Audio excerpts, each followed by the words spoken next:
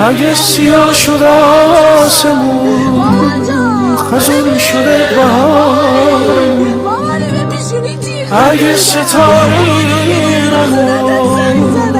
توی این شبای تارمون دنیا